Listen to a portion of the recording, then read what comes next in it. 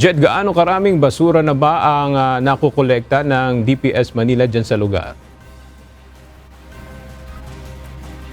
Ayon sa tansya ng Department of Public Services o yung mga naglilinis nga ng mga naiwang basura rito sa Divisoria, aabot na sa 10 dump truck yung nakolekta nilang basura simula nang sila ay maglinis dito sa lugar kaninang madaling araw. Nagsimula ang DPS Manila na maglinis ng mga kalat sa nasabing lugar kaninang alauna ng madaling araw.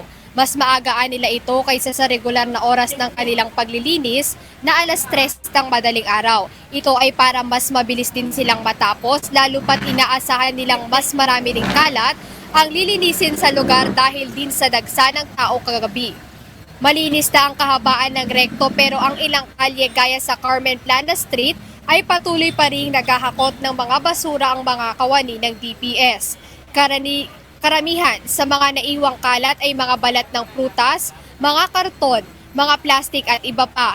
Ngayon bukas pa rin yung ilang mga tindahan dito sa Divisoria at may ilang mga kababayan pa rin tayong namimili rito sa lugar pero hindi na ito kasing rami gaya noong mga nakaraang araw. Kanina ay paulan-ulan din kasi dito sa Divisoria kaya maaaring isa rin ito sa dahilan bakit kaunti ang mga namimili.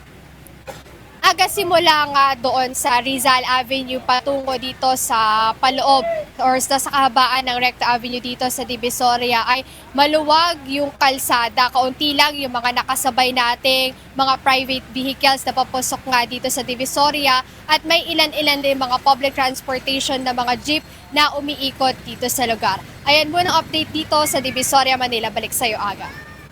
Maraming salamat, Jed Neresina.